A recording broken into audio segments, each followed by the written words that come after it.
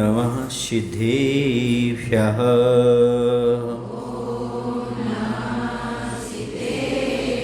ॐ नमः सिद्धेभ्यः।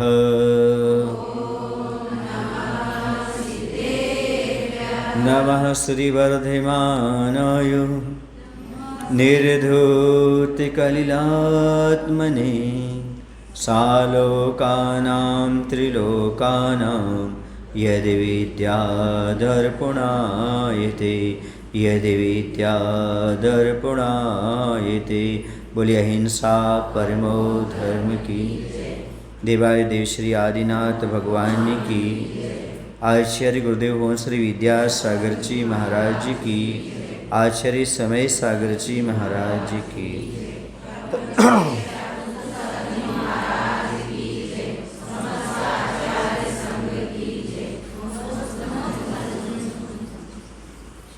कोई भी दिन अच्छा नहीं होता, कोई भी दिन बुरा नहीं होता।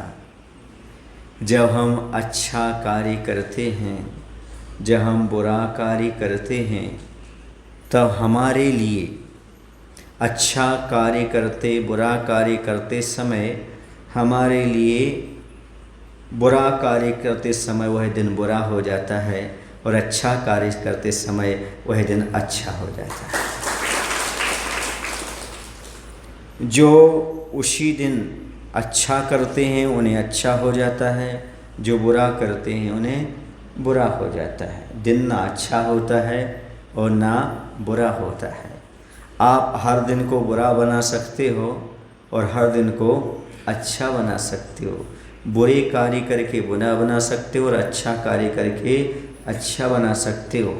अभी तक अपने जीवन में कुछ दिन बुरे निकले, कुछ अच्छे निकले। अब संकल्प कर लो, भले अशुभ कर्म का दिन हो, सुन रहे ना, लेकिन दिन अशुभ ना हो, अर्थात हमारी क्रिया अशुभ ना हो, फिर आपका हर दिन शुभ ही होगा। हर दिन शुभ होगा आपका, एक भी दिन ऐसा नहीं जो शुभ ना हो। कर्म का उदय भले अशुभ हो, लेकिन आपकी वर्तमान की क्रियाएं शुभ हैं तो वह दिन अशुभ नहीं हो सकता। वो दिन कैसा होगा? शुभ ही होगा। कर्म का उदय भले पाप का हो पर क्रिया पुण्य की हो तो याद रखना वो दिन अशुभ नहीं, वो दिन उसी समय से शुभ बन जाएगा। क्रिया आपकी कैसी है वह दिन को निर्धारित करती है। कर्म का उदय कैसा चल रहा है यह आपके दिन को निर्धारित नहीं करती, भविष्य को निर्धारित नहीं करता। कर्म का उदय आया है वह वर्तमान में फल देकर चला जाएगा, लेकिन भविष्य बनाना हमारे हाथ में। वर्तमान में पुरुषार्थ करते हुए हम भविष्य को अच्छा बना सकते हैं, क्योंकि हमारे भविष्य का निर्माण भगवान नहीं करता। हमारे भविष्य का निर्माण और कोई नहीं करता। भविष्य का निर्माण यदि कोई करता है तो हमारे भाव करते हैं। जैसे हम भाव करते हैं वैसा भविष्य हो जाता है। यदि हमारे गलत भाव हैं तो भविष्य भी गर्त में है, और यदि हमारे शुभ भाव हैं तो भविष्य भी उज्जवल है, निर्मल है, पवित्र है, मान सकते हैं। ये सब हमारे ऊपर डिपेंड है, हम भविष्य को कैसा बना सकते हैं। तो यहाँ पर ये बात कही जा रही है कि जिस दिन आहार दान दिया, भगवान की पूजन की, गुरु की भक्ति की, समझो वह सबसे बड़ा शुभ दिन है। परोपकार के भाव आएँ, दया के भाव आएँ, दूसरे के हित के भाव आएँ, कल्याण के भाव जागृत हों, किसी के सहयोग देने के भाव आ जाएं, तो समझ लेना कि आज हमारा शुभ दिन आ गया है।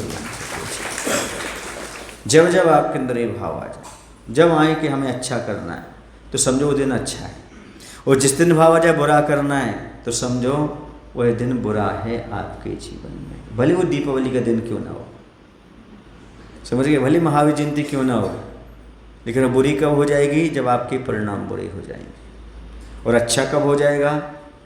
भले वो शनिवार का दिन भी क्यों ना हो, भले वो चंद्र ग्रहण सूर्य ग्रहण का दिन भी क्यों ना हो। कब अच्छा हो जाएगा? जब आप शुभ क्रिया में लग जाएंगे, वह दिन आपके लिए अच्छा है, हितकारी है। अच्छा, कितने लोग हैं ये चाहते हैं कि हमारे जीवन में अशुभ दिन आए? कोई चाहता है अशुभ दिन आए? तो आज के दिन को शुभ बनाओ। क्योंकि आज का किया हुआ कल मिलेगा, परसों मिलेगा। आज यदि आपका शुभ दिन है तो आगे अशुभ दिन आने वाला नहीं है, पक्का। आज अशुभ दिन क्यों आ रहा है? क्योंकि पहले हमने कुछ ना कुछ अशुभ किया था उन दिनों में, सो आज अशुभ आ रहा है। और जिन दिनों में शुभ किया है तो शुभ भी आ रहा है। कभी कभी शुभ भी आता है और कभी कभी अशुभ भी आता है। कारण क्या है शुभ और अशुभ आने का? शुभ और अशुभ आने का कारण ये है, पहले जो हमने किया है वो उदय में आ रहा है। अब आगे शुभ चाहते हो या शुभ चाहते हो? हाँ, वो तो सब कहेंगे शुभ ही चाहते हैं। एक बार बच्चों से पूछा, बेटा अच्छा इंसान बनना कि बुरा इंसान बनना है? कितने लोग अच्छा बनना चाहते हैं? अच्छा तुम लोग बताओ, कितने लोग अच्छा बनना चाहते हैं? सब बनना चाहते हैं। इसका अर्थ पहले अच्छे नहीं थे आप, तब तो बनना चाहते हो। तो अभी आपका शुभ दिन नहीं चल रहा, अशुभ चल रहा है। यदि अभी आप शुभ करोगे तो आगे आपका शुभ दिन है। आप लोग कहते शुभ दिन आया, खुशियों का दिन आया, है ना, जब गुरुवर ने मुझको पुकारा। शुभ दिन कब आएगा? जब आपके गुरु आपको याद करें या आपके घर गुरु आ जाएं, हैं, वहाँ से मंदिर से सोचते हुए ये बहुत दिन से शुभ की प्रतीक्षा कर रहा है, आज इसके घर जाना है। समझ गए ना? विधि लेकर के पहुँच गए, समझो उसी दिन आपका शुभ दिन आ गया, क्योंकि मुनि महाराज की स्मृति में आ गया। इसकी स्मृति आ गए, महाराज ने आपको याद कर लिया। बहुत बड़ा दिन है आपका, बड़ा सौभाग्य है कि महाराज ने आपको क्या किया, कर लिया, याद कर लिया। क्योंकि महाराज हर किसी को याद नहीं करते, या तो आत्मा को याद करते हैं या परमात्मा को, या फिर तुम्हें आत्मा से परमात्मा बनाना हो सो आपको याद कर लेते। आपका जीवन धन्य करना हो, आपको सही रास्ता दिखाना हो तो याद कर लेते। अब यहाँ पर कहा जा रहा था कि बिना किसी बाधा के यहाँ पर आहारचर्या चल रही है, मुनि महाराज की आहारचर्या चल रही है। तो इधर अबाधित आहार दान चल रहा है और ऐसा ही है कार्य सानंद संपन्न हो, इसी भावना में संलग्न मग्न हुआ है सेठ। सेठ के यहाँ आहारचर्या संपन्न हो रही है और वह भगवान से यही निवेदन कर रहा है कि भगवान यह आहारचर्या का कार्य निर्विघ्न संपन्न हो, निरंतराय मुनिराज के आहार हों, ताकि महाराज का धर्म ध्यान अच्छे से हो, हमारे पुण्य की वृद्धि हो और दिन भर हम लोग तरोताज़ा बने रहें और आनंद संपन्न बने रहें। क्योंकि यदि साधु की चर्या अच्छी हो जाती है तो सावक गदगद हो जाता। क्या हो जाता? गदगद हो जाता, खुश हो जाता है कि आज हमारा सौभाग्य था कि इस प्रकार की चर्या संपन्न कराई। तो हमेशा क्या भावना रहना कि जहाँ भी जैसे मुनिराज हो सबकी आहारचर्या कैसी हो, निर्विघ्न संपन्न हो। ऐसा नहीं कि जब अपने यहाँ आहार हो तभी सोचो कि निर्विघ्न हो, बल्कि रोज ये भावना हुआ भगवान जहाँ जितने भी मुनिराज 3 कम 9 करोड़ में से जितने भी आहारचर्या कोट रहे हों उन सबके आहार निरंतराय संपन्न हो। ऐसी भावना भाव, क्या करो, ऐसी भावना भाव। फिर 9 बार 9 गण पढ़ो और सोचो कि दुनिया में जितने भी जीव हैं वो कोई भूखा ना सोए, सबको भोजन पानी मिले। जितने भी साधु संत हैं उनके निरंतराय आहार हों, जितने भी दुखी प्राणी हैं उनको भी भोजन पानी उपलब्ध हो, जितने भी पशु पक्षी हैं उनको भी भोजन उपलब्ध हो। हे भगवान, यदि हमें ज़रूरत पड़े तो हम भी अपना दान कर सकें, उनका उपकार कर सकें, ऐसा हमारे लिए अवसर प्रदान करो। फिर 9 बार 9 का अनुमत पढ़ करके फिर भोजन प्रारंभ करो। ऐसा यदि करके आप भोजन प्रारंभ करते हो, आपका भोजन पचेगा, स्वस्थ होगा और कभी आप भूखे नहीं सोएंगे। पक्का है, जहाँ जाएंगे वहाँ आपको भोजन पानी की व्यवस्था हो जाएगी। क्योंकि आप जब भी भोजन करते हो तो सभी को भोजन पानी मिले इस भावना से करते हो। समझ आया? आम की आम गुठलियों के दाम, आम के आम गुठलियों के दाम। मतलब आप भोजन तो कर ही रहे हैं लेकिन ऐसी भावना कर लेते तो आगे आपके लिए सारी की सारी व्यवस्थाएं आगे की बन जाती हैं। क्योंकि भावना से ही सारा का सारा फल प्राप्त होता है। तो आप ये भावना बना करके भोजन करें। समझ रहे हैं। और जहाँ भी महाराज के आहार हो रहे हैं, बिल्कुल यही आपके मन में भाव हो, जहाँ भी जो भी महाराज आहार कर रहे हैं उन सब की आहार निर्विघ्न संपन्न हो, ऐसा भावना भाव। ऐसी भावना होने से क्या होगा, महाराज का अपने कर्म का उदय है, दाता अपने कर्म का उदय है, लेकिन आप भावना भाओगे तो आपका अंतराय छटेगा। आपकी सद्भावना से आपका अंतराय कर्म छटेगा, आपको अच्छा प्राप्त होगा। जब आहार चर्या होगी तब आपके यहाँ निरंतर आहार होंगे।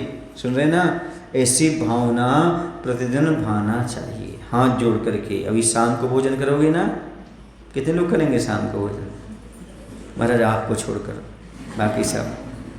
तो क्या भावना माना जो हमने अभी आपको बताई, हाथ जोड़ करके जैसे सामने थाली आए तो हाथ जोड़ लेना और बोलना, जितने भी साधु संत संसार में भोजन पानी ग्रहण करते हैं उन सबको निर्विघ्न आहारचर्या संपन्न हो।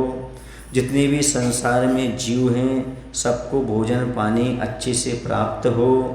मूक पशु पक्षी हैं उनको भी अच्छे से भोजन पानी प्राप्त हो। जो अस्पताल आदि में है उनकी भी भोजन पानी की व्यवस्था अच्छे से हो जाए।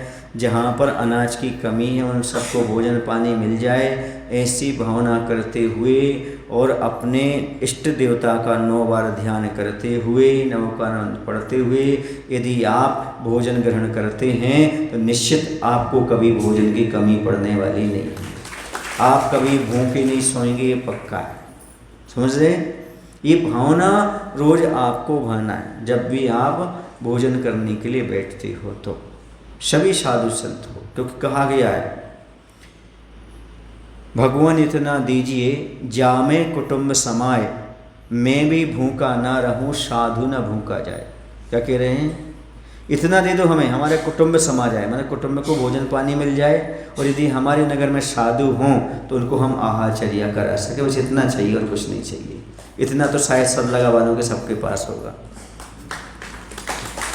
नहीं होगा इतना सबके पास होगा कि कुटुंब समा जाए और साधु की आहारचर्या संपन्न हो जाए। बस इतना ही चाहिए, ज़्यादा नहीं। ज़्यादा तो आपके लिए दुखदाई है, क्योंकि वह आपके लिए दुर्गति का पात्र भी बना सकता है। उससे मत बना के रखोगे तो इतना हो जाए तो पर्याप्त। ऐसी प्रार्थना भगवान से करो जैसे सेठ कर रहा है।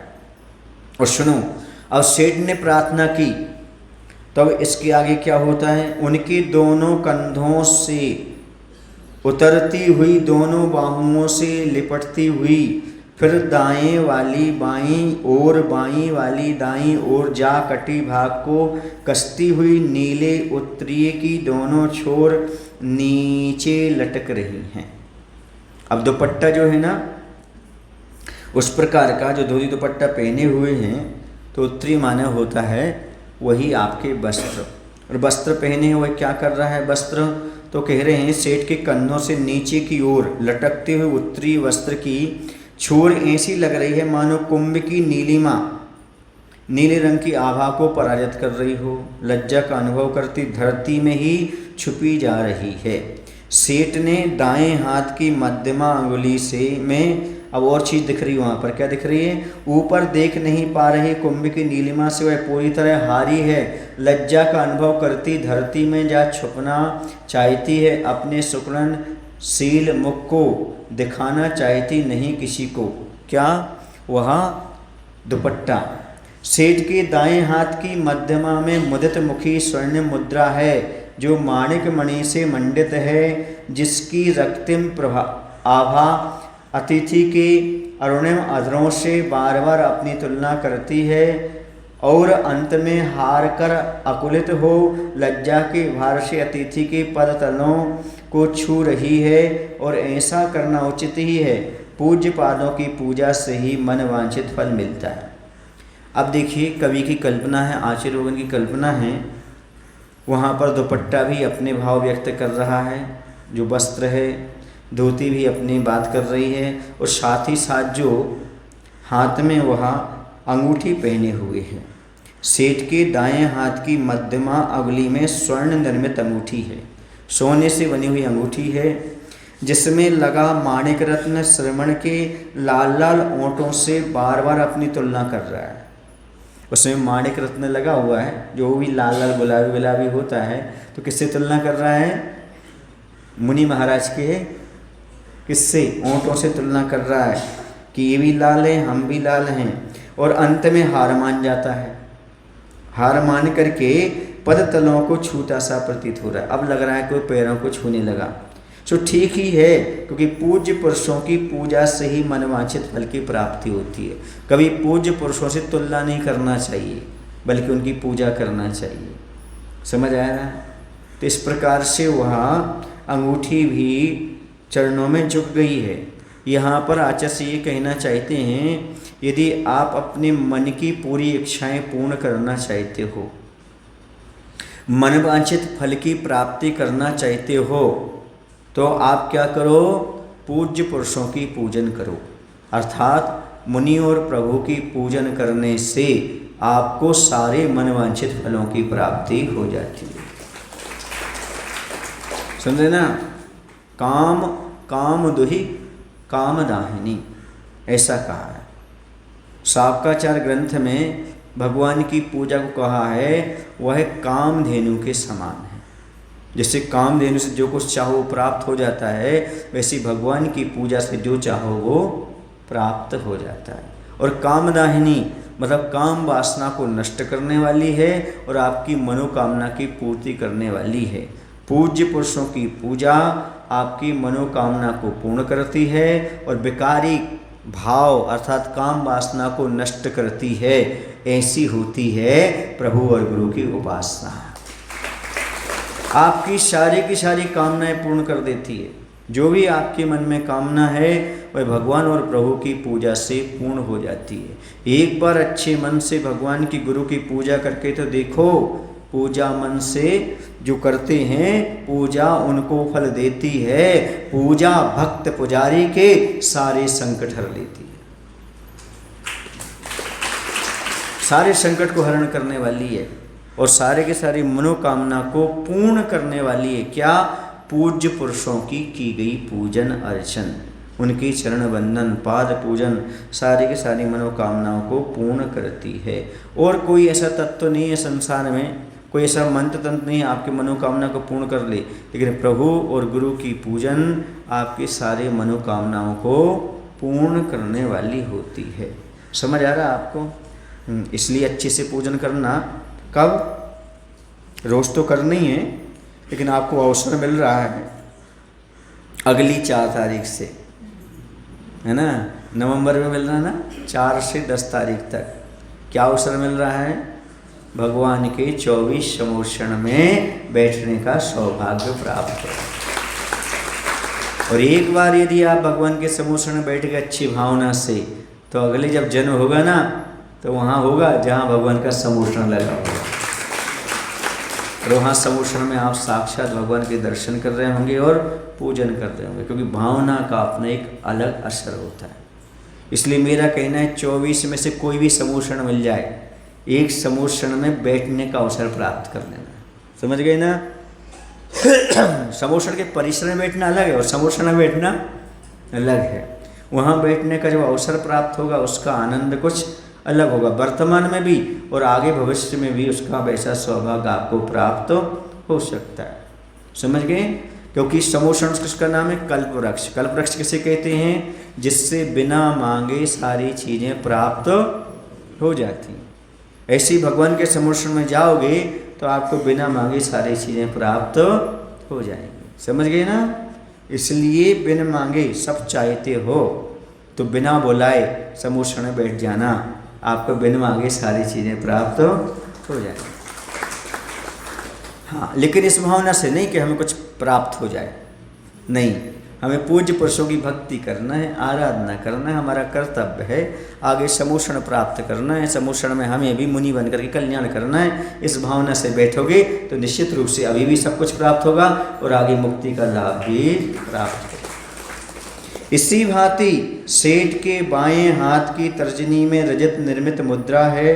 मुद्रा भी में मुक्ता जड़ी है। करपात्री की अदृष्ट पूर्व कर नख कांति लगकर क्लांति का अनुभव करती है और ज्वराक्रांत होती, यही कारण है उसकी रक्त रहत शुभ्र काया बनी है। अब देखिएगा, अभी तो सोने की अंगूठी थी और माणिक लगा हुआ था, वह तुलना कर रहा था ओंठों से, लेकिन आखिर वह चरणों में गिर पड़ा। अब इसी प्रकार सेठ के बाएं हाथ की तर्जनी की मुद्रा में लगी मुक्ता भी उसके यहाँ अब क्या हो गया, दूसरे हाथ में, बाएं हाथ में भी एक मुद्रा है, उसमें मुक्ता है। करपात्री की नखों की चमक देख फीका का अनुभव कर रहा हूँ कि नख कितने उज्जवल चांदी जैसे चमक रहे हैं मुनि महाराज के, कि वह उसकी चांदी भी फीकी पड़ रही, किसकी, उस मुद्रा की अंगूठी की। चमक देख फीका पीड़ा का अनुभव कर दुखी होती है, ज्वरग्रस्त सी लग रही है, ऐसा लगे जैसे बुखार आ गया हो, क्योंकि उसने अपनी पराजय जैसे स्वीकार की। यही कारण लगता है उसकी काया रक्त रहित सफ़ेद बनी, इसलिए हमेशा वह सफ़ेद रह जाती है, क्योंकि जिसको बुखार आ जाता है ना तो खून की कमी पड़ जाती है, तो शरीर कैसा पड़ जाता है, सफ़ेद। ऐसे इसका चांदी क्यों हो गई सफ़ेद, क्योंकि उसने मुनि महाराज के नख से तुलना की, तुलना करने के बाद उसको ज्वर जैसा आ गया तो वह फीकी पड़ गई, सफ़ेद पड़ गई, इसलिए उसका नाम सफ़ेद कैसी होती है, चांदी कैसी होती है, सफ़ेद रंग की होती है। समझ गए। इस प्रकार से आचार्य भगवंत यहाँ पर प्रत्येक की बात सामने रख रहे हैं। इसके आगे कहते हैं पात्र के दोनों कपोल वह गोल गोल हैं। कपोल समझते हो, कपोल माने गाल, गाल कैसे हैं मुनि महाराज के, गोल गोल हैं। सुडोल भी, मांसल हैं, प्रांजल भी अच्छे मांस से भरे हुए हैं। प्रांजल माने स्वच्छ हैं, जिनकी प्रांजलता में दाता के स्वर्णिम कुंडल अपनी प्रतिछवि के बहाने अपनी तुलना करते हैं कपोलों से। अब गालों से तुलना करने के लिए कौन कुंडल करने लगे, कुंडल भी गोल गोल होते ना जो लटकते हैं वो। हम क्या कम हैं, बाल भानु की भांति हमसे आभा फूटती है, गोल भी हैं सडोल भी, स्वर्ण वाले हैं, सुंदर हैं, स्वर्ण वाले हैं, लोहित नहीं, फिर भी कपोल कांति में, इस कांति में अंतर क्यों, कौन सी न्यूनता है हम में, कौन जानते इस भेद को, किससे पूछें, पूछे भी कैसे। उलझन में फंस गया। कौन, कुंडल। कुंडल जो है ना, सेठ के दोनों कानों में कुंडल भी पात्र के मांसल गोल गोल सुंदर गालों से अपनी तुलना कर रहे हैं। मुनिराज के गालों से कौन तुलना कर रहे हैं, कुंडल कर रहे हैं कि इन गालों की कांति में और हम में इतना अंतर क्यों, किससे पूछें, कैसे पूछें।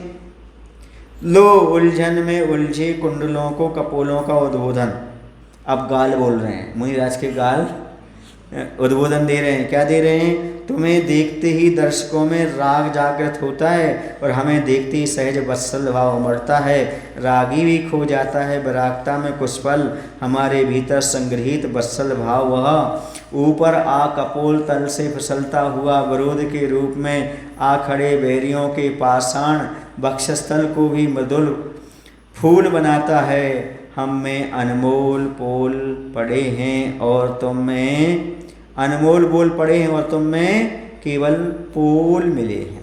अब देखो गालों ने क्या कहा, सुनो, तुम्हें कोई देखता है, ये कुंडल तुम्हें देखता है तो राग भाव उत्पन्न होता है। कुंडलों को देखकर क्या होता है, राग भाव उत्पन्न होता है। लेकिन मुनि महाराज के पात्र के गालों को देख करके, सुन रहे ना, उनके वात्सल्य भाव को देख करके क्या होता, रागी भी कुछ पल के लिए वैराग्य भाव को प्राप्त हो जाता है। मुनिराज की छवि देख करके रागी को भी क्या आ जाता है, वैराग आ जाता है, जबकि कुंडल को देख करके राग उत्पन्न होता है। और वह क्या कह रहा है, हमारे भीतर स्थित वात्सल्य भाव बैरियों के पाषाण हृदय को भी फूल के समान मृदु मुलायम बना देता है। और मुनि महाराज के चेहरा देख करके, उनके वात्सल्य को देख करके जो बैरी लोग हैं वो भी बैर छोड़ करके नतमस्तक हो जाते हैं और वो भी मृदु स्वभावी हो जाते हैं।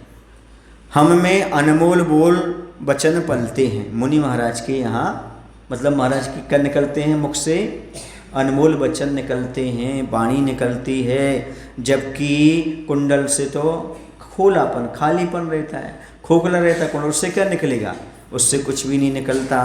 समझ गए। इतनी चर्चा उनकी आपस में हुई। उसके आगे और भी चर्चा हो रही है। तो क्या चर्चा हुई, एक बात और है कि विकसित या विकासशील जीवन भी क्यों ना हो, कितने भी उज्जवल गुण क्यों ना हो, पर से सौ की तुलना करना पराभव का कारण है, दीनता का प्रतीक है। ये बहुत अच्छी बात है, आप लोगों को भी सीखना है ये चीज़। क्या सीखना है? कि जीवन पूर्ण विकास को प्राप्त हो चुका हो अथवा होने वाला हो, तथा अपने पास कितने भी अच्छे अच्छे गुण क्यों ना हों, औरों से अपनी तुलना करना हार का, अपने सुख के विनाश का कारण बनता है, और यह कार्य दीनता का प्रतीक भी है। इसलिए कभी भी हमें दूसरे से तुलना नहीं करना चाहिए। आपके पास कितने भी अच्छे गुण हों या आप गुणवान बनने वाले हों, कुछ भी आपके पास हो, समझ रहे, लेकिन कभी किसी से तुलना नहीं करना। आज संसार में आदमी इसलिए दुखी नहीं है कि उसके पास किसी चीज़ का अभाव है, बल्कि आदमी इसलिए दुखी है सामने वाले के पास बहुत सी चीज़ों का सद्भाव है। तो उससे भी दुखी नहीं है, जब वो तुलना करता है तब दुखी हो जाता है। तुलना एक ऐसी चीज़ है जो आदमी को सुख के भंडार के बीच में भी दुखी बनाने की क्षमता रखती है। जब भी तुलना करोगे किसी से भी, तब आपको दुखी मिलने वाला है। समझ आया ना? इसलिए कभी किसी से तुलना नहीं करना चाहिए, क्योंकि एक से एक पुण्यवान जीव है संसार में। किस किस से तुलना करते जाओगे आप? आपसे बड़ा कोई और मिलेगा, उससे बड़ा और कोई और मिलेगा और मिलेगा। जब जब आप तुलना करोगे तब तक दुखी रहोगे, और जिस समय अपने आप को किसी से तुलना ना करके अपने आप को परफेक्ट मानोगे, उस समय आप सुखी रहोगे।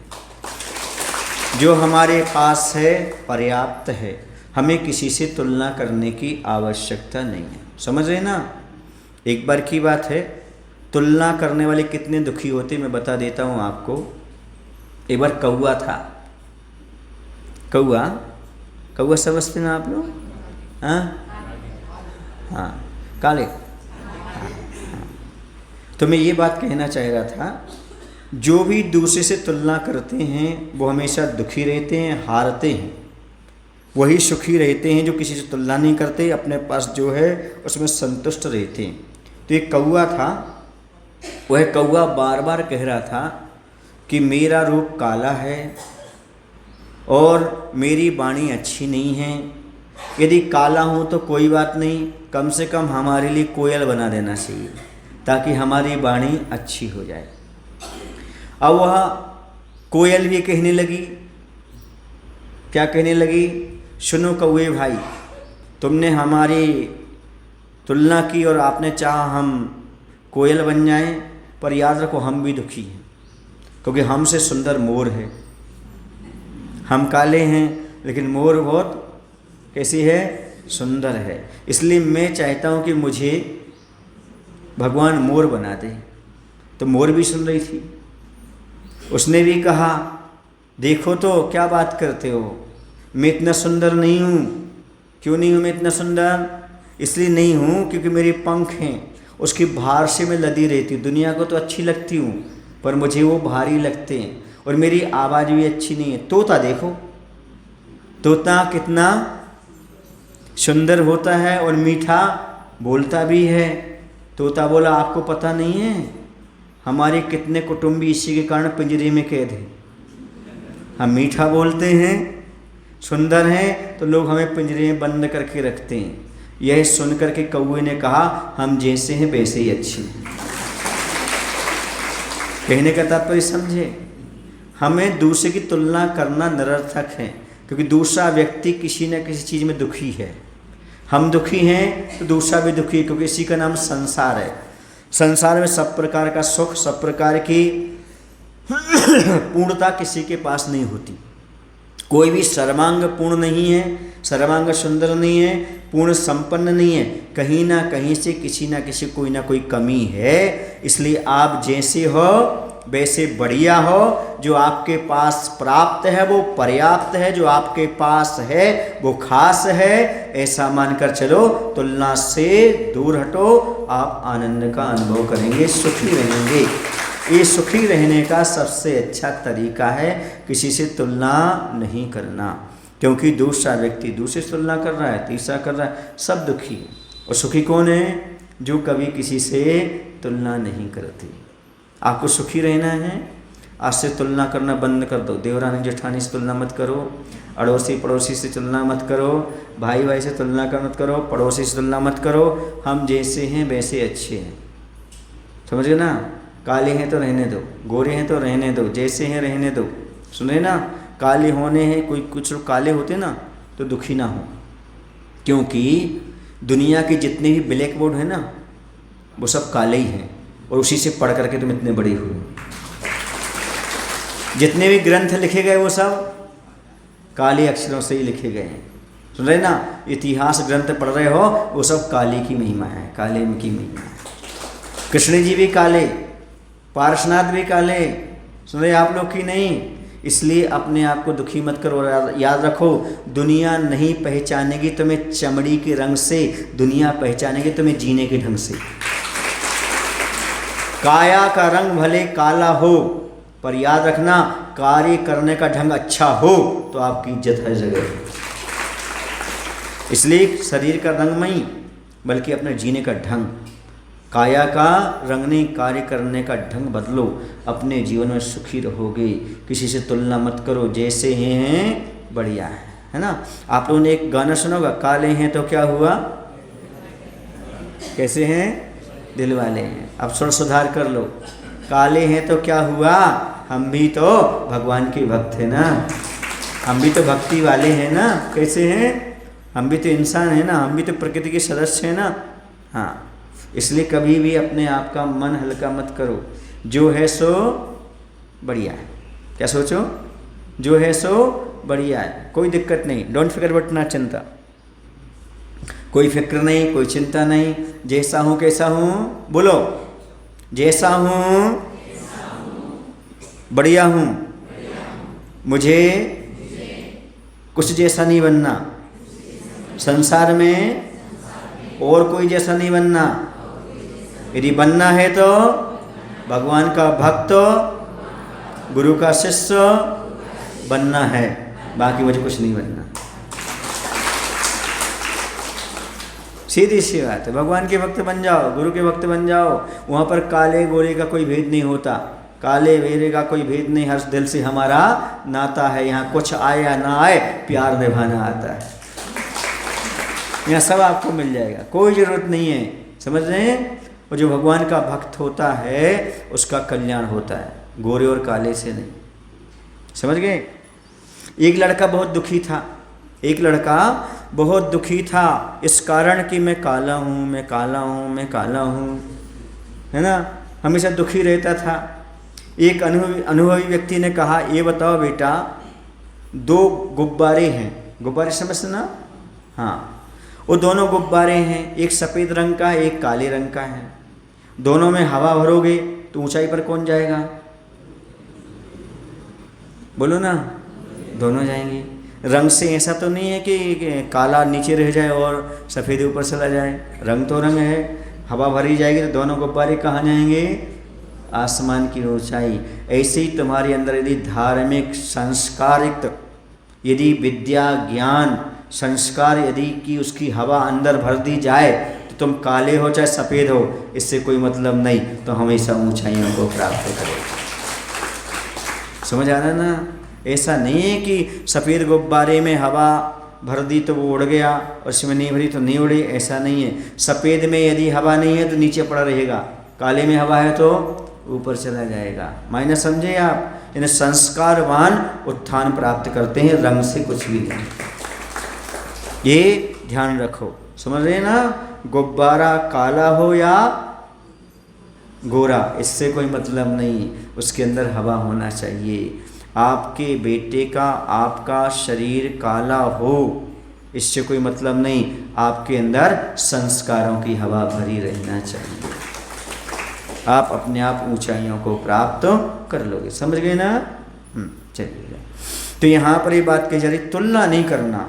तुलना सबसे खतरनाक चीज है, सबसे खतरनाक चीज है। आदमी को प्राप्त वस्तुएं आप प्राप्त लगने लगती हैं, अपने पास जो चीज़ है वो पर्याप्त नहीं लगती। कब, जब तुलना करने लगता है। और तुलना में क्या होता है, दूसरे का सुख अच्छा लगता है और अपना सुख अच्छा नहीं लगता। ध्यान रखना, जब नदी के इस तरफ खड़े होगे ना, वो किनारा अच्छा लगेगा आपको, और उस किनारे पे खड़े हो जाओगे तो ये किनारा अच्छा लगेगा। दूसरे की पत्नी आपको अच्छी लगेगी, दूसरे का पति आपको अच्छा लगेगा। क्यों? आपके नज़दीक है ना, इसलिए आपको अच्छा नहीं लगता। दूर वाला अच्छा लगता है। गलत कह रहे सही कह रहे, बोलो ना। दूसरे का मकान अच्छा लगता है, दूसरी की गाड़ी अच्छी लगती है, क्योंकि दूर है ना। एक बार और तय कर लो, मुझे दुनिया अच्छी क्यों लगती है, इसका रीज़न बताऊं? अच्छा ही बताओ, दृष्टि अच्छी है कि सृष्टि अच्छी है? दृष्टि अच्छी है कि सृष्टि अच्छी है? हैं? सृष्टि अच्छी है, दृष्टि अच्छी है। अब सुन लो, न दृष्टि अच्छी है न सृष्टि अच्छी है, इन दोनों के बीच की दूरी अच्छी है। जब तक जितने दूर रहोगे उतनी दुनिया अच्छी लगेगी, जितने नज़दीक आ जाओगे उतनी बेकार लगने लगेगी। जब वो दूर थी, वो दूर था जब मोबाइल से खूब बातें होती थी। अब शादी हो गई, अब एक एक दो दो दिन बातें ना हो तो चल जाता है, समझ रहे? जब तक मार्केट में कपड़ा था तब तक अच्छा लग रहा था, खरीद लिया तो अब दूसरा अच्छा लगने लगा। ये हो, इसलिए ध्यान रखना, सृष्टि अच्छी बुरी नहीं है, दृष्टि अच्छी बुरी नहीं है, इन दोनों के बीच में जब तक दूरी है तब तक अच्छी है। और मुझे दुनिया अच्छी क्यों लगती है? मैं इससे दूर रहता हूँ, इसलिए अच्छी लगती है। इस दुनिया से क्या हूँ मैं? दूर हूँ, इसलिए मुझे सारी दुनिया अच्छी लगती है। जैसे नज़दीक आऊँगा सब फीकी फीकी लगने लगेगी। ये नियम है, क्योंकि संसार फ्लेक्स है, संसार फ्लेक्स की भांति है। जितने दूर से देखोगे फ्लेक्स उतना अच्छा दिखेगा, जितने नज़दीक आओगे फटाफटा सा नजर आएगा। ऐसे ही दुनिया फ्लेक्स की भांति है, जितने दूर से दुनिया को देखोगे अच्छा नजर आएगा, नज़दीक आओगे सबके दिल फटे फटे नजर आने लगेंगे, आपको सब फटा फीका फीका नजर आने लगेगा। ये नियम है प्रकृति का, समझ में आ रहा ना? हम लोग सुखी क्यों हैं? दूर हैं। आप भी क्या करो, दूरी बना करके रखो थोड़ा। एक सज्जन से मैंने पूछा, भैया आप क्या है आज बहुत खुश हो? बोले महाराज मैं 3 दिन से खुश हूँ। मैंने कहा भाई तुम 3 दिन से खुश क्यों हो? क्योंकि मैं स्वतंत्रता दिवस मना रहा हूँ। मैंने कहा क्यों मना रहे हो? बोले मेरी पत्नी मायके गई है, इसलिए मैं स्वतंत्रता दिवस मना रहा हूँ। समझ में आ रहा है आपको? यानी जितनी दूरी उतना स्वतंत्र, उतना आनंद का अनुभव हुआ करता है। संसार की चीज़ों से जितने तुम दूर रहोगे उतने आनंद में रहोगे, जितने नज़दीक रहोगे उतने परतंत्रता का अनुभव करोगे, निश्चित है। पूछो ना भाई, आप लोग मनाते हैं स्वतंत्रता दिवस? बोलो ना अभिनंदन। महाराज जी कैसे बोल लूँ, सामने बैठी, अभी परतंत्रता हो जाएगी, घर में जाकर के बेलन चलेंगे तो क्या होगा, गड़बड़ हो जाएगा। अरे कोई बात नहीं, कमरे में बता देना, समझो। अच्छा देखो, ये इसी का नाम परतंत्रता है। यहाँ नहीं बताएंगे, वहाँ बताएंगे, मतलब इसी का नाम परतंत्रता है कि नहीं? हाँ सब महाराज, आपको क्या पता, आपने थोड़ी शादी की है, आपको नहीं पता। जब से हुई है शादी, आंसू बहा रहा हूँ बच्चों के बीच बैठकर। सुना गाना तुम लोगों ने, भोजन पका ये दशा है, आफत गड़े पड़ी है उसको निभा रहा हूँ। समझ गए? लेकिन हर किसी के साथ ऐसा नहीं होता। यदि पुण्य का उदय है तो शादी विवाह अच्छी होती है, और यदि वो लोग धार्मिक दोनों होते हैं तो कभी आफत नहीं बनती, आफत टलती चली जाती। बस दोनों में धार्मिक तालमेल होना चाहिए, विचार अच्छे होना चाहिए। एक धार्मिक हुआ एक नहीं हुआ, फिर देखो आप रोज कुछ ना कुछ खटपट, तुम्हें ऐसा नहीं आता, तुम्हें वैसा नहीं आता, तुम ऐसा नहीं करते, वैसा नहीं करते। समझ रहे? धार्मिक होने के बाद भी होती खटपट, ऐसा नहीं है, बहुत जगह देखा हमने। क्योंकि एक बच्चा था, बोला महाराज जी हम धर्म नहीं करना चाहते। एक बच्चा बोला महाराज हम धर्म नहीं करना चाहते। बोले क्यों? बोले हमारे मम्मी पापा बहुत धार्मिक है। भैया तुम्हारे मम्मी पापा धार्मिक है तो तुम धर्म क्यों नहीं करना चाहते? बोले वो 2 किलोमीटर दूर रोज मंदिर जाते हैं, वो 3 घंटे में लौटते हैं, लेकिन मंदिर में अच्छे रहते, घर में अच्छे रहते, लेकिन जब तक वो गाड़ी में आते हैं तो लड़ते हुए आते हैं। इसी में धर्म नहीं करना चाहता। समझ में आ रहा है? तो धार्मिक होने के बावजूद भी विचार मिल जाए कोई ज़रूरी नहीं है। जिनके विचार मिल रहे हैं समझो बहुत पुण्यशाली जीव हो तुम। ताली बड़ी धीरे से बजाइए, मतलब अभी भी नहीं मिल रहे बहुत से लोगों के, ये तो पक्का है, बहुत कम लोगों के मिलते हैं जो एक साथ सारे काम संपादन करते हैं। इसलिए तो कहते हैं जोड़ी से आहार दिया करो। जोड़ी से आहार दोगे तो अगले भाव में मान लो अभी पूरा कर्ज नहीं चुका तो जोड़ी से धार्मिक तो हो जाओगे अगले भाव में जाकर, क्योंकि एकदम नहीं छूटता ये रिश्ता, भाव भाव तक चलता है। 9 भाव का नाता तोड़ा, राजोल नेमी का कब का नाता था? 9 भाव का, कमठ का और पार्शनाथ का 10 भाव का, तुम्हारा तुम जानो। इसलिए अच्छे से रहो ताकि अंतिम हो, आगे जा कर के आफत गले ना पड़े, सारी चीज़ें अच्छी व्यवस्थित होती चली जाएं और धार्मिक कार्य करते हुए पूरा जीवन व्यतीत करो। तो तुलना नहीं करना, मुख्य रूप क्या थी, मुख्य बात क्या चलती, तुलना नहीं करना। जब जब तुलना करोगे दुखी रहोगे। और घर में भी तुलना चलती है, तुमने इतना किया, हमने इतना किया, तुम ऐसा करते, हम ऐसा करते हो, ऐसा होता है। और कभी भी अपने बच्चों की दूसरे से बच्चों से तुलना नहीं करना, अपनी पत्नी की दूसरी की पत्नी से तुलना नहीं करना, अपने पति की दूसरी की पति से तुलना नहीं करना। देखो वो कितना कमाते हैं, तुम बिल्कुल नहीं कमाते हो। बोलो कितना सामान लाते हैं, आप बिल्कुल नहीं लाते हो। ये तुलना नहीं करना। हमारे पति जो ला रहे हैं पर्याप्त। तुलना करोगे दुखी रहोगे हमेशा। सुने आप लोग की नहीं। एक महिला थी, शहर में रहती थी, उसने अपने पति से कहा देखो देखो देखो, अपन जो है ना, जो 5,000 रुपया वाले कमरे में रहते हैं, वो जो सामने वाली है ना, वो जो है ना 10,000 रुपये वाले कमरे में रहती है। सुन रहे ना, मकान दोनों किराए से लिए हैं। वो कितने में? 10,000 वाले स्टैंडर्ड, और अपन 5,000। अपन भी 10,000 वाले में रहेंगे। महीनों हो गए कहते कहते कहते कहते, वो बेचारा दुखी, कहाँ से पैसा लाए, कैसे करे। एक दिन आया, हम आपको खुशखबरी देते हैं। बोले क्या खुशखबरी देते हैं? पत्नी ने कहा हमारे लिए अब 10,000 रुपये वाला कमरा हो गया है। अच्छा अच्छा, कहाँ? बोले इसी का किराया बढ़ गया है, जिसमें रह रहे ना, इसी का किराया बढ़ गया है। अब तो सुखी हो ना। कमरे में क्या अंतर पड़ने वाला है, बस स्टैंडर्ड चाहिए कि 10,000 वाला है। ऐसे ही आप अपने बच्चों के साथ करते हो। वो उस स्कूल में पढ़ रहा है, अब पढ़ाई हो रही कि नहीं आ रही, बड़ा स्कूल है, उसका नाम है, इसलिए उस स्कूल में भेजना है। कॉन्वेंट स्कूल होना चाहिए, और पढ़ने के नाम पर कुछ नहीं। और जहाँ पर सामान्य स्कूल है वहाँ पर अच्छी पढ़ाई हो रही, सब कुछ हो रही। स्टैंडर्ड नहीं है ना, बस लेने नहीं आती है, लोग कहते नहीं हैं इतने हाई लेवल का पढ़ाई। गलत कह रहे क्या?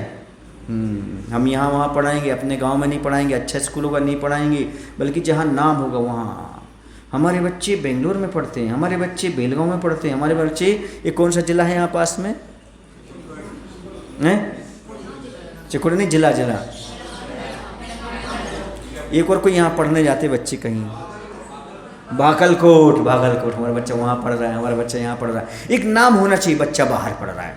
अब बिगड़ रहा है ये नहीं, ये कोई नहीं देख रहा बिगड़ रहा कि पढ़ रहा है, बस हमारा बच्चा बाहर पढ़ रहा है, ये दुनिया को दिखाने के लिए हम बच्चे को दूर रखते हैं। और बिगड़ रहा है, क्या हो रहा है, ये कुछ नहीं। हमारा बच्चा बाहर पढ़ रहा, हमारी बच्ची बाहर पढ़ रही, बिगड़ रहा, इसका कोई हिसाब नहीं, कोई देखने वाला नहीं, बस एक नाम है, उस स्कूल में पढ़ रहे। क्यों, तुम भी भेज दो ना, तुमने नहीं भेजा क्या, तुम नहीं कर रहे क्या? अब 4 सहेलियाँ मिलेंगी, बस उसके पीछे पड़ जाएंगे सामने वाले के। गलत कह रहे क्या? तो इससे बचो। हमारा जहाँ जैसा है वो ठीक, कम से कम हमारा बच्चा हमारी नज़रों के सामने तो है, बच्ची हमारी नज़रों के सामने तो है। कोई कल वो अस्वस्थ होगी, कुछ गड़बड़ी होगी, तो हम उसको संभाल तो लेंगे, ये पर्याप्त है। बाहर भेज करके पढ़ाई करके क्या कर लोगे? शादी तो करना ही है, वही तो काम करना जो करना है। और ज़्यादा पढ़ा लोगे लड़का ढंग से नहीं मिलेगा, फिर दिक्कत हो जाएगी। और वहीं सेटल होगी तो क्या कर लोगे फिर? तो हाँ, आजकल ऐसे होते हैं, हमारी मम्मी पापा ढूंढ नहीं पाएंगे, यहीं ढूंढ लो अपन, और बस। क्योंकि ये होता है 16 से 21 साल के बीच में हर व्यक्ति को एक साथी की ज़रूरत पड़ती है, एक मित्र की ज़रूरत पड़ती है। कितनी उम्र में? 21। या तो आप साथी बन जाओ, आप नहीं बनोगे तो किसी को साथी बनाएगा वो, और साथी बनाएगा फिर वो जीवन साथी बना लेगा, फिर बाद में आप पछताते रहोगे। इसलिए 16 से 21 साल के बीच में बच्चों के लिए अपने पास रखना चाहिए, अपन को मित्र बनना चाहिए। यदि माता पिता भाई बंधु मित्र बनते हैं तो फिर बच्चे अन्य किसी को मित्र नहीं बनाते, और अन्य किसी को बना लिया तो आप उस समय काम में नहीं आए, अब वो जीवन भर आपको काम नहीं लेंगे। वो तो उसी से, उसका भी पैकेज अच्छा है, तुम्हारा भी पैकेज अच्छा है, चलो कर लो शादी, रहो शहर में, मम्मी पापा वो जाने, अपन अपन जाने। बोले गलत कह रहे हैं क्या? नहीं महाराज जी सही कह रहे हैं, पर हम नहीं सुधरेंगे महाराज। आप तो सही कहते हैं, हमें नहीं सुधरना, हमें मालूम है महाराज आपकी बातें बहुत अच्छी हैं, पर आज का कल्चर ऐसा है महाराज, आज का कल्चर ऐसा कोई कल्चर नहीं है आपने बना रखा है। ऐसा नहीं है कि आपकी बच्ची गांव में पढ़ रही है तो कोई शादी ना करे, ऐसा नहीं है।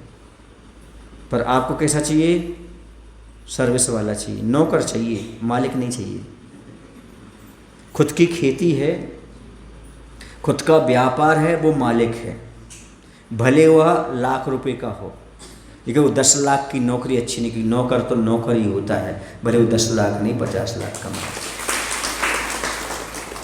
समझ में आ रहा? इसलिए कभी भी प्राइवेट नौकरी तो करना ही नहीं चाहिए, करते हो तो दुखी कहीं ना कहीं से रहोगे। एक सज्जन अभी हमारे पास बेंगलोर के आए थे, वो कह रहे थे महाराज जी हम जॉब छोड़ना चाहते हैं, अपने गांव जाकर के खेती करना चाहते हैं। हमने कहा क्यों?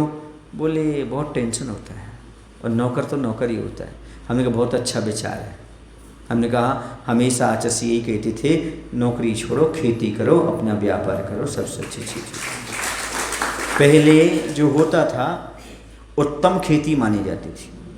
क्या मानी जाती थी? सबसे उत्तम है खेती करना, मध्यम है व्यापार करना, और जघन्य है नौकरी करना। और आज क्या हो गया? उल्टा हो गया सारा का सारा। हाँ ये गलत हो गया, क्योंकि महिलाओं की डिमांड आ गई, हमारी बच्ची हम कहाँ देंगे? जो दूसरे का नौकर होगा, क्योंकि वही तो पत्नी का नौकर बनेगा ना। जो दूसरी की नौकरी करेगा वही तो हमारी बेटी की नौकर बन पाएगा। जो मालिक होगा वो कैसे बनेगा? समझ रहे ना? जो दूसरी की नौकरी कर रहा तो अपनी पत्नी की भी बेटी की भी नौकरी कर लेगा। और क्या? इसी तो ये तो धारणा बनी हुई है। प्राइवेट हो किसी भी हो, बस थोड़ा शहर में हो। कहाँ हो? शहर में हो। शहर में क्या मिलता है? कोई अच्छी चीज़ मिलती है शहर में? हैं? देखो मैं शहर छोड़ के कहाँ आया हूँ? गांव में आया हूँ, सदलगा में, क्योंकि यहाँ पर संस्कृति है। और आप अपनी बच्ची को कहाँ दे रहे? शहर में दे रहे। ये गलत बात है। गांव में दो, परिचित को दो, अच्छा संस्कारवान को दो। पैसे मत देखो, पैसा नहीं खाए जाते। हाँ पैसे कितने दिन खा लोगे, गाड़ी में कितने दिन घूम लोगे, 24 घंटे रहना तो घर में है, और संस्कारवान नहीं तो किच किच किच किच किच किच किच किच किच किच। गलत कह रहे सही? हाँ रात दिन की लड़ाई देख लो आप, फिर किच किच की कुछ नहीं, लड़ाई झगड़े लग रही है। फिर वो कहता है ना हम खुशी ना तुम खुशी, चलो ऊपर चलते छत पर, तुम गिरो हम गिरो, कल ने खुशी, तुम भी खुशी और हम भी खुशी। और क्या? ऐसे ही तो होता है। और क्या? न बेखुशी ना खुशी, कल लो खुद खुशी। हाँ हो रहा है ऐसा, बहुत सारा हो रहा है, देखने में आ रहा है। आप अपने गांव में रहते, हम तो सब जगह घूम करके आ रहे हैं। यही है, मात्र पैसे के चक्कर में शादी कर दी, तुलना के। उसकी बेटी इतने बड़े आदमी के पास गई, हमारी बेटी भी, ये तुलना है, ये तुलना है, यहाँ जाना चाहिए। हाँ वैभव कह रहा महाराज को कैसे पता ये सब बातें? मालूम है भैया, सब तुम्हारे बीच में रहते हैं, तुम्हारे यहाँ रहते हैं, नमक खाते हैं, याद रखते हैं क्या क्या होता है तुम्हारे यहाँ। बस यही तुलना में लगे हुए हो आप। इनके यहाँ तो हमारे यहाँ ये ऐसा होना चाहिए, ऐसा होना चाहिए। हर घर में देख लो ना, घर में हर स्टैंडर्ड जो बाजू बाजू का अपने यहाँ हो ही जाएगा। कमी नहीं होना चाहिए, उससे ज़्यादा होना चाहिए, कम नहीं होना चाहिए। सही बता दूँ, आपका 3 मंजिल का मकान जब तक सुख देगा, जब तक सामने वाले का 4 मंजिल का नहीं होगा, या सामने वाले का 2 मंजिल का है, तब तक उसका अपने बराबर हो गया, फिर तो अपना दुख देने लगा। तो तुलना, हमें थोड़ा अलग दिखना चाहिए। ऐसी मॉडल की गाड़ी चाहिए जो पूरे सदलगा में ना हो, अलग मॉडल दिखना चाहिए गाड़ी का। सब लोग ड्रेस में जाएंगे जुलूस में, एक अलग से जाएगा पट्टा, अलग ड्रेस पहन के, अलग दिखूँ मैं, अलग दिखेगा वो। ये अहंकार का प्रतीक है। किसका प्रतीक है? मुझे अलग दिखना है, अलग दिखना चाहिए। अलग दिखना है तो महाराज बनो, पूरे जुलूस में अलग से दिखो, अलग से दिखोगे क्या? और वो फोटोग्राफर भी हाईलाइट करेगा, उसी साइड जाएगा। नहीं वो नहीं करना, इन्हीं में अलग से दिखने का प्रयास करना है। इतनी तुलना में लगे रहते लोग, क्या बताएं, है ना। और 10वीं के दिन क्या करेंगे? सब अलग अलग। जो कहीं साड़ी नहीं निकाली, वो साड़ी कब निकलेगी? उस समय निकलेगी। अभी देखो विधान आएगा ना, जो कभी साड़ी पहन के वो कभी नहीं निकलेंगे, वो आएंगे नए नए लेकर के। देख आपने रात में जब आरती होगी ना, स्टैंडर्ड के कपड़े आएंगे, देखना कैसे आते हैं। हाँ होता है ना। हाँ शादी विवाह में जाते जब भी भैया ये रख लो, शादी विवाह के काम में आएगी। पहले से नियत है जी, यहाँ पहनेंगे जी, यहाँ पहनेंगे। और घर में कैसे पहनेंगे, वो बेचारी पति परेशान हो जाती, कहाँ पहन के आ जाते हो, क्या क्या पहन के घूमते रहते हो। सब दिखावा है तुम्हारा, तुलना करना है माँ की, और कुछ नहीं है, सब तुलना करना है दूसरे को दिखाने के लिए। सारे आपके पूरे आभूषण आपके घर में रखे रहेंगे, घर में कभी नहीं पहनोगे। जैसे ही बाहर निकले सब ऐसे बंद निकल जाएगा। काय का सुख है तुम्हारा, मात्र दूसरे को दिखाने का सुख है तुम्हारा, अपना निजी सुख है ही नहीं, कोई सुख नहीं है तुम्हारे पास। सुखी रहना चाहे तो हम जैसे रहो, हमारा सुख निजी सुख है, किसी को दिखाने का सुख नहीं, कोई सुख नहीं। सारा आपका सब गाड़ी का सुख दिखाने के लिए, खाने का सब दिखाने के लिए, है ना। और हार कैसे निकाल के रखें, सामने दिखे, ऐसा स्टैंडर्ड का दिखना चाहिए। घड़ी है तो अलग से दिखना चाहिए, ऐसे हिलाएंगे बार बार हाथ, ताकि कोई पूछ ले ये आपने कब खरीदा है, कहाँ से आया है। ऐसे ऐसा हार करेंगे ताकि दिख जाए, अरे ये कब लिया आपने। हाँ फिर तो देखो आप, इतनी खुशी का पारावार नहीं रहता। कोई ने पूछ भर लिया, ये अंगूठी कब ली थी आपने, ये साड़ी कब पहनी थी आपने, ये चश्मा कहाँ से आया आपका। फिर देखो ये मोबाइल कब ले लिया आपने, वो मोबाइल 2 बार गिरा देंगे वो, ताकि लोग देख लें कब आया कैसा आया, भले वो फूट जाए, दिखाने के लिए। पूरा दिखाने का चलता है, पूरा तुलना करने में। दूसरे ने कह दिया बढ़िया है, फिर देखो आप 10-20 हज़ार की कोई सामग्री बाजार से लाए और किसी ने कह दिया अरे ये क्या तुम्हारी चॉइस है, तो बेकार है, आपको वो अच्छी नहीं लगी। अब चीज़ इतनी महंगी लेके आए हो, आप अच्छी नहीं लगेगी। और किसी कितनी भी घटिया लेकर आए बाजार से, आप बड़ा बेमन के लेके आए थे, लेकिन किसी ने कह दिया बहुत अच्छी चीज़ है, आपके चेहरे की मुस्कान देखते ही बनती है क्या। यानी आपका निजी सुख बिल्कुल नहीं है। सुने ना, हीरे की अंगूठी पहनने के बाद, हीरे का हार पहनने के बाद एक आदमी कांच के दर्पण के सामने पहुंचा। कांच के दर्पण ने तत्काल जवाब दिया, हे हीरे तुम होगे कीमती, पर याद रखना आदमी तुम्हें पहन करके आएगा मेरे पास ही, आएगा मेरे पास ही। तुम्हारी कीमत मैं दिखाऊंगा कितनी है, तुम्हारी कीमत वो खुद नहीं नाप सकता। मेरे कांच से पूछो, कांच बताता है दुनिया की कीमत कैसी है। ऐसे में आएगा कहाँ वो पट्ठा, कांच के पास ही आएगा देखने को, कैसी साड़ी लग रही है, कैसे कपड़े लग रहे हैं, बोलो ना, कैसी अंगूठी लग रही, कैसे हार लग रहे हैं, बार बार देखेगा ऐसे, फिर ऐसा हिलाएगा, फिर डुलाएगा, फिर ऐसा करेगा, हैं कितना बार बार करेगा, कितना। ये क्या है, ये मात्र तुलना के लिए, दूसरों को अच्छा दिखने के लिए। आचार्य कहते इसी का नाम मायाचारी है। जैसे तुम नहीं हो वैसा दिखने का प्रयास कर रहे हो, ओरिजिनलिटी नहीं दिखा रहे तुम, है ना। ऐसे ही होता है, कितनी भी महंगी चीज़ आपके पास हो, आईने के सामने देखने जाना ही पड़ता है। इसलिए कांच बहुत अच्छी चीज़ है। क्या है, कांच बहुत अच्छी चीज़ है। आपके पास कुछ हो या ना हो, एक कांच हो बहुत चीज़ें बता देता है। सुबह भी दर्पण के बारे में चर्चा की थी और अभी दर्पण के बारे में चर्चा की है। ये दर्पण हमें बहुत कुछ चीज़ें सिखाता है।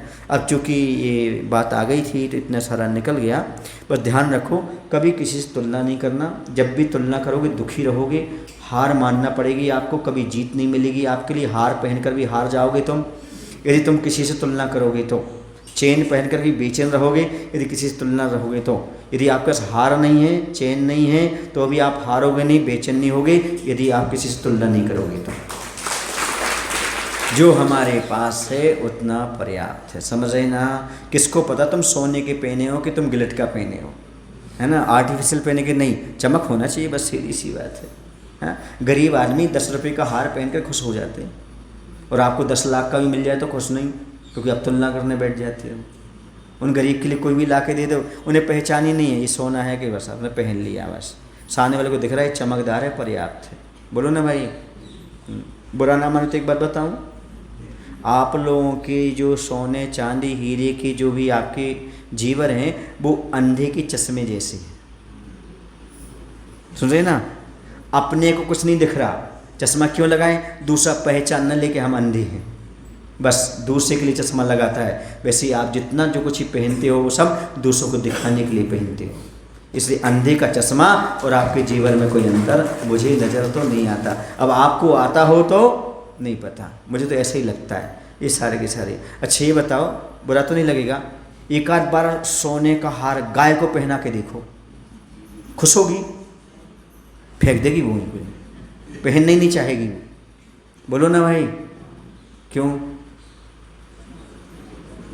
क्योंकि गाय दिखाना नहीं चाहती, गाय दिखाना नहीं चाहती, इसलिए उसे कोई मतलब नहीं, और आप दिखाना चाहते हो।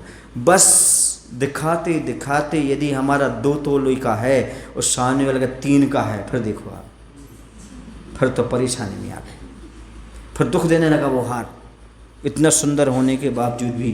क्यों? क्योंकि भैया जी गरीब थे, हमारे यहाँ रहते थे और आज हमसे ज़्यादा वजन का सोना पहने, फिर तो आपका सोना ही हराम हो गया। ये है कि नहीं है? एक जगह की बात है, बुरा ना मानो तो सुना देता हूँ, आपके साथ हो तो मैं नहीं जानता। एक जगह हमारा चातुर्मास चल रहा था, सब लोगों की उम्मीद थी ये घर के लोग एक न एक कलश जरूर लेंगे, है ना, बड़ा कलश एक न एक कोई लेंगे, वो प्रथम कलश लेंगे, पर उनने कोई बोली नहीं ली। सुन रहे ना?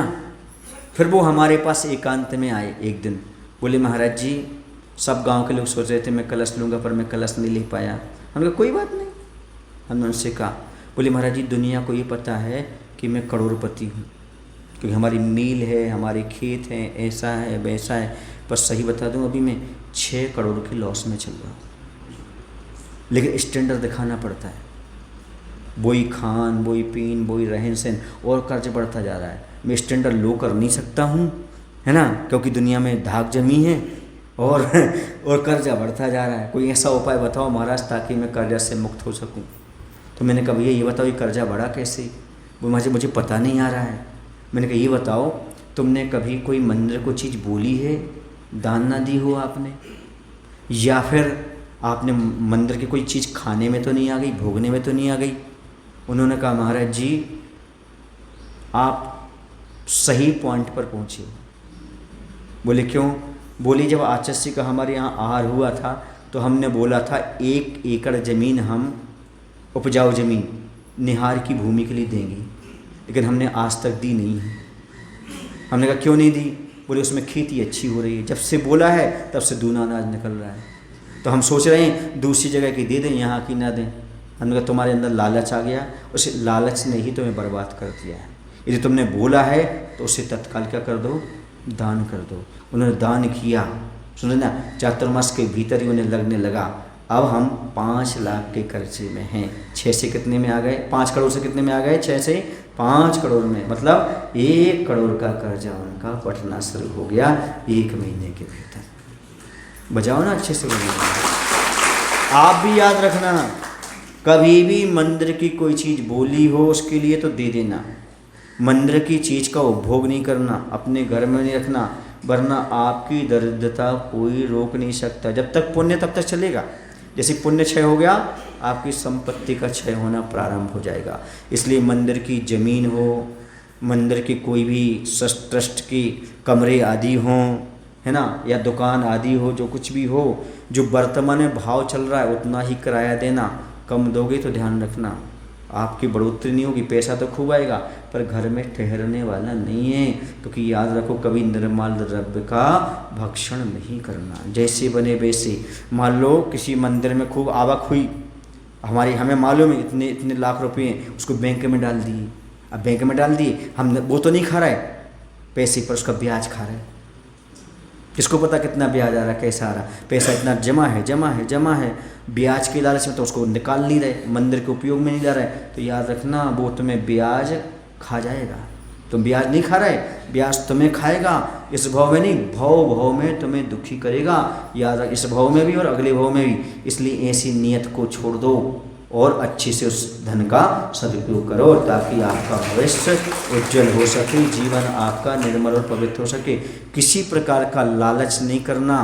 किसके माध्यम से? मंदिर की द्रव्य के माध्यम से, धन के माध्यम से कभी कोई लालच नहीं करना। बोले महावीर भगवान की जय। आचार्य गुरुदेव भगवान श्री विद्यासागर श्री महाराज की।